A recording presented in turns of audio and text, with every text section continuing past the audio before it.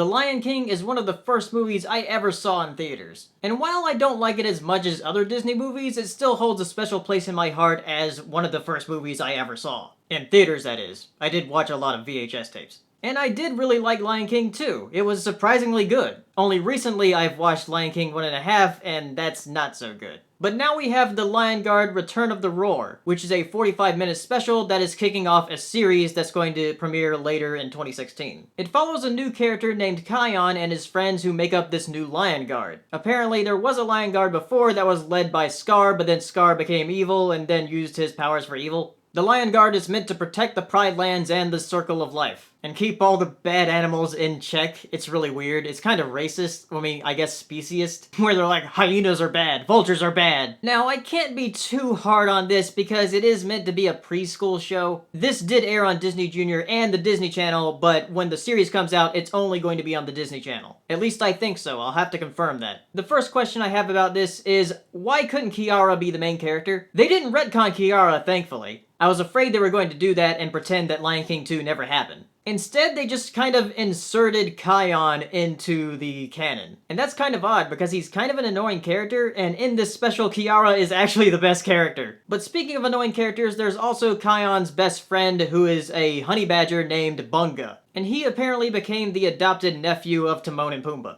And he has this awful habit of inserting his name into words. Like saying, "Unbungalievable."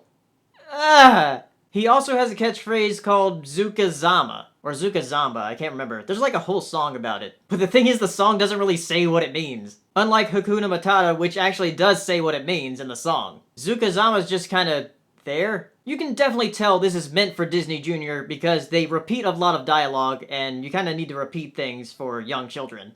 And they do have some references to the original movie. They say "it is time" like 3 times in this special. There's also a really painful, cringy reference to Elton John's "Can You Feel the Love Tonight?" But besides the subpart dialogue, which is really meant to be, you know, Disney Junior type dialogue, the animation really isn't that good compared to Lion King. But compared to most preschool shows, it's a step up. A lot of the walk cycles look really stiff. The only character's animation that I thought was actually spot on was Rafiki. There are also some weird proportions some of the time with some of the other animals other than the lions. Like when you first see Timon, he looks like he has a really big head. There's also a few songs in this special, though they're not really anything spectacular. They're just kind of, I guess, TV standard. Overall, you probably won't enjoy this unless you're a young kid. It's not really the return to Lion King that people really wanted. If it was a show meant for Disney XD rather than Disney Junior, then things might have been different. But unfortunately for Lion King fans, this is all you're gonna get.